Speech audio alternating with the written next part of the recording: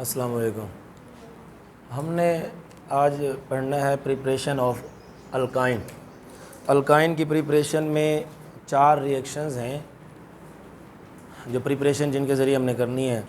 ये रिएक्शन बारी बारी पढ़ने। आपने पहले अल्केन की प्रिपरेशन और उसके रिएक्शन पढ़े, उसके बाद अल्कीन की प्रिपरेशन और रिएक्शन। इसी तरह अब अल्काइन की प्रिपरेशन पढ़ेंगे, फिर उसके रिएक्शन पढ़ेंगे। तो पहला रिएक्शन जो दिया हुआ है वो dehydrohalogenation by dehydrohalogenation of dehydro, नाम से जाहिर है डीहाइड्रो यानी रिमूवल ऑफ हाइड्रोजन। हेलोजिनेशन भी लिखा हुआ है, डीहाइड्रोहेलोजिनेशन ऑफ वेसिनल डाइहैलाइड।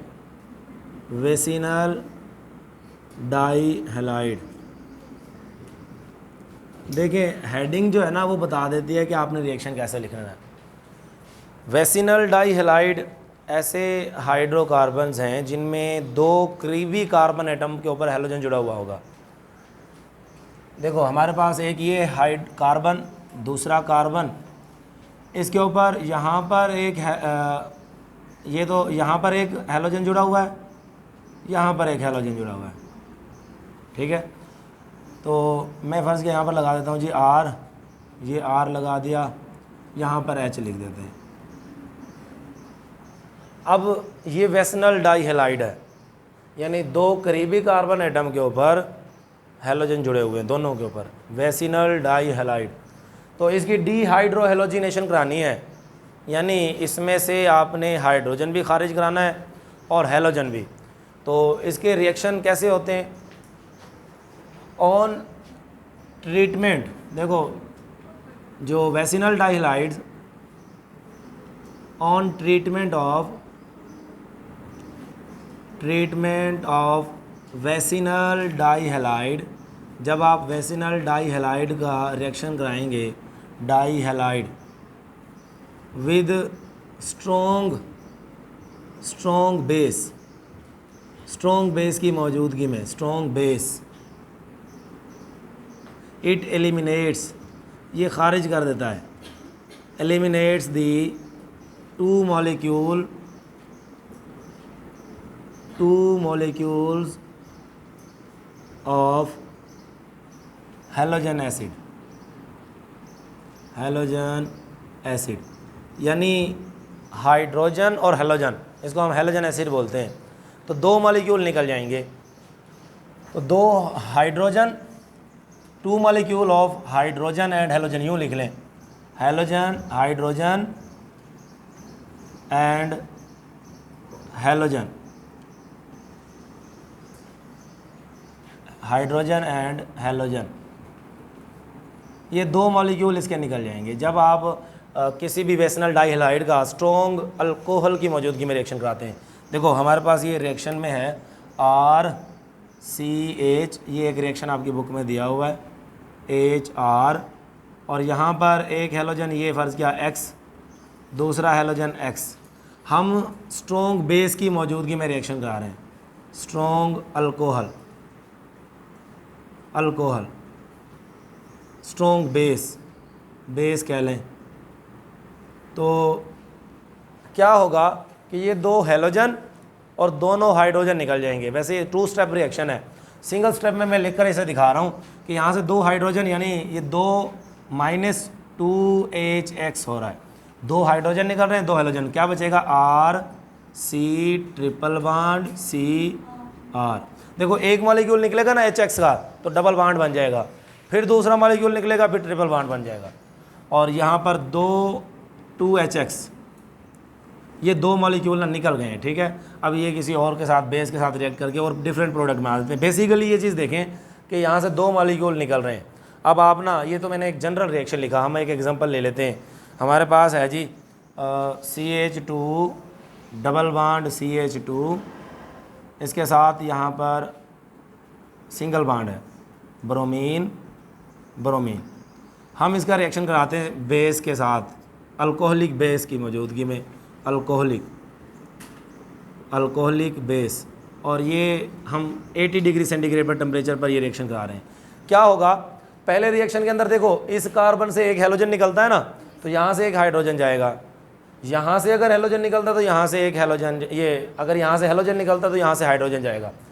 तो ये जो पोटाशियम है वो एक ब्रोमीन ले जाएगा, KBr। फ़र्ज़ क्या, यहाँ से हाइड्रोजन निकल गया तो बाकी क्या बचा, CH2 डबल बॉन्ड CH और यहाँ से Br। देखो क्या हुआ है, यहाँ से अगर हेलोजन निकला है ना तो KBr बना, बाकी इधर से एक हाइड्रोजन निकलेगा, OH के साथ मिलकर क्या बना देगा, वाटर, ये H2O।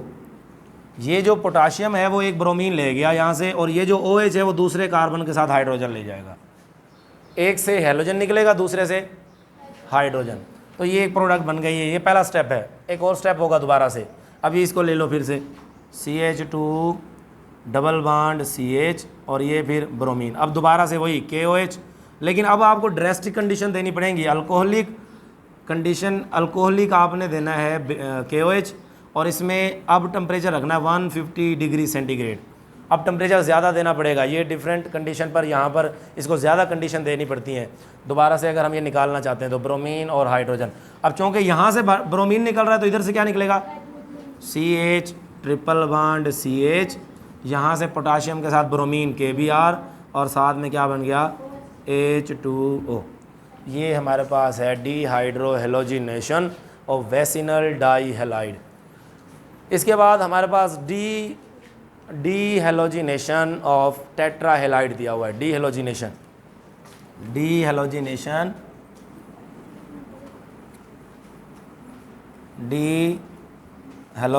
Of टेट्राहेलाइड्स।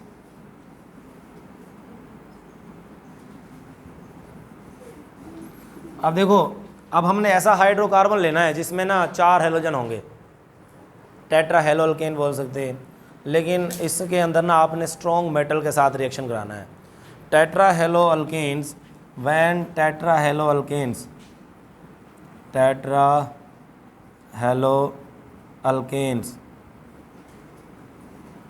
Are reacted with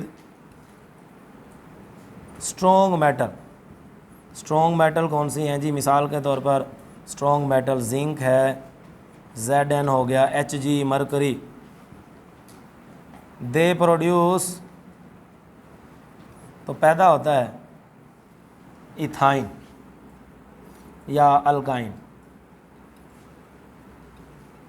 ठीक है। जब आप रिएक्शन कराएंगे टेट्राहेलोअल्केन यानी कि टेट्राहेलाइड का स्ट्रॉन्ग मेटल के साथ, तो उससे भी अल्काइन तैयार हो सकता है। मिसाल के तौर पर देखो, ये हमारे पास ना ये कार्बन, ये दूसरा कार्बन, यहाँ पर एक हेलोजन, मैं इधर लगा रहा हूँ जी, फ़र्ज़ क्या X है, ये दूसरा X, तीसरा, चौथा, यहाँ पर 4 और ये एक हाइड्रोजन है। हम रिएक्शन करा रहे हैं किसके साथ, जिंक मेटल के साथ। तो क्या होगा कि ये चारों इसमें से ना एक स्टेप में क्या होगा, पहले 2 हेलोजन निकल जाएंगे और बॉन्ड डबल हो जाएगा, फिर दोबारा से रिएक्शन होगा, फिर दूसरे 2 हेलोजन निकल जाएंगे, बॉन्ड ट्रिपल हो जाएगा। तो पहले में क्या होना है, CH, ये कार्बन, ऊपर हेलोजन, यहाँ पर देखो हाइड्रोजन, यहाँ से अब क्या हुआ है कि 2 हेलोजन निकल गए हैं और क्या प्रोडक्ट बनेगी, ZnX2। मैं इधर डबल बॉन्ड लगा रहा हूँ, ठीक है जी। कार्बन की वैलेंसी पूरी हो गई, देखें इस कार्बन की 1, 2 और ये 2, 4। अब दूसरे स्टेप में फिर क्या होगा, दोबारा से इसी स्टेप के साथ मैं यहीं पे लिख देता हूँ, यहीं पे।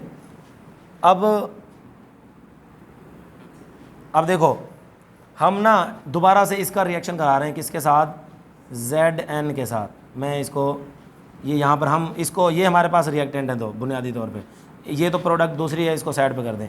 अब ये 2 जिंक के साथ दोबारा रिएक्शन कराएं, जब हम रिएक्शन दोबारा से जिंक के साथ इसका कराएंगे ना, फिर दोबारा से हेलोजन 2 निकल जाएंगे और क्या बनेगा, CH ट्रिपल बॉन्ड CH और साथ में क्या बनेगा, ZnX2।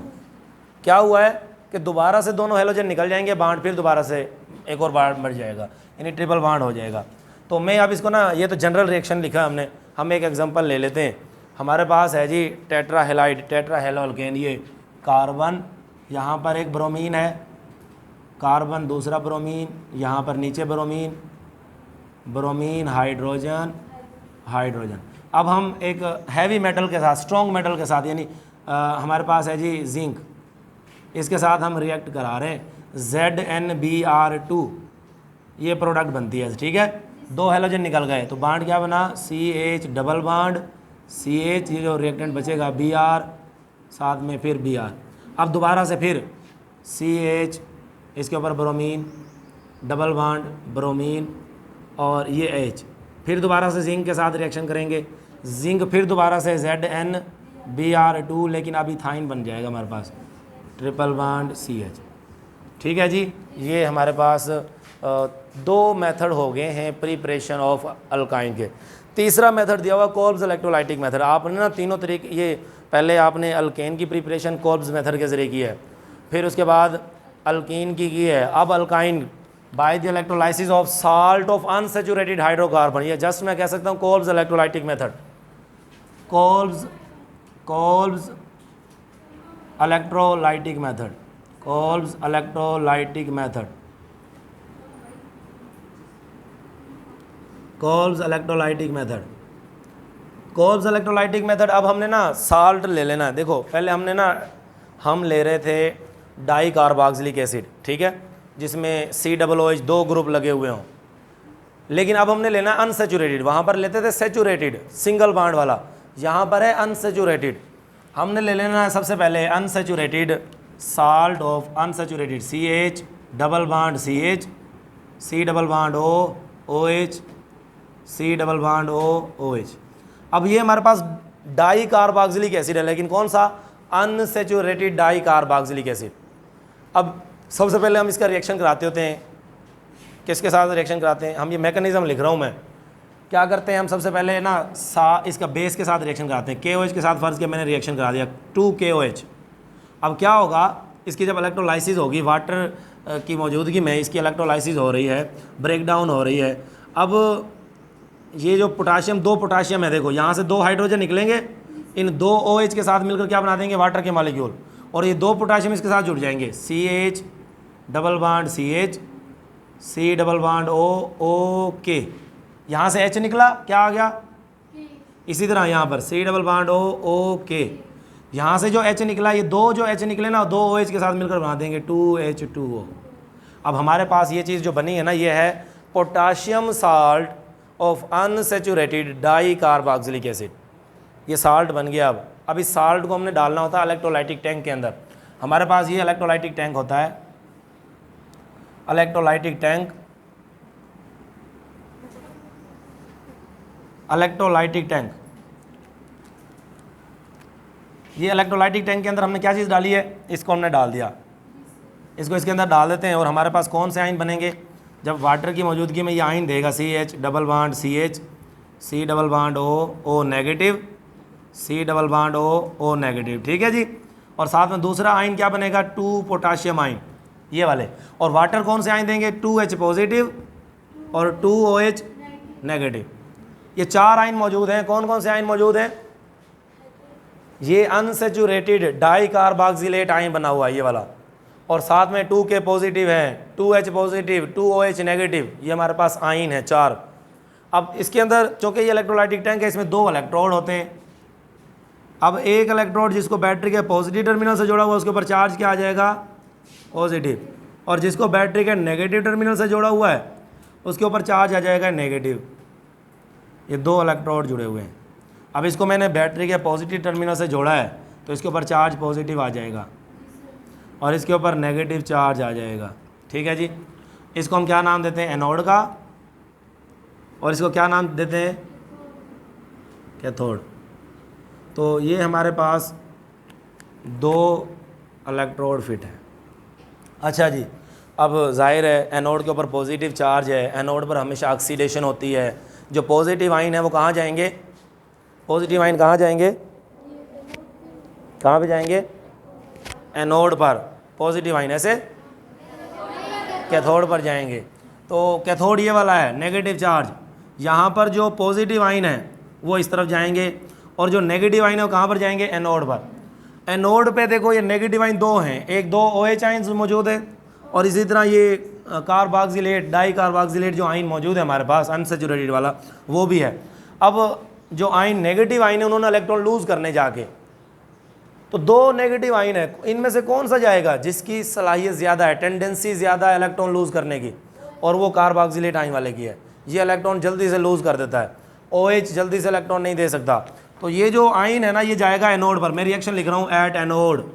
एनोड पर कौन से रिएक्शन होंगे, एनोड पर हमेशा ऑक्सीडेशन होती है। ऑक्सीडेशन किसको बोलते हैं, lose of electron is known as the oxidation.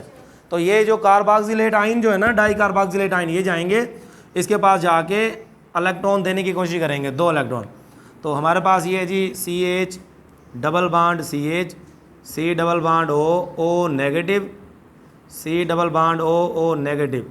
ये क्या करेंगे, 2 जाके इलेक्ट्रॉन इन्होंने 2 लूज़ करने हैं, 2 इलेक्ट्रॉन।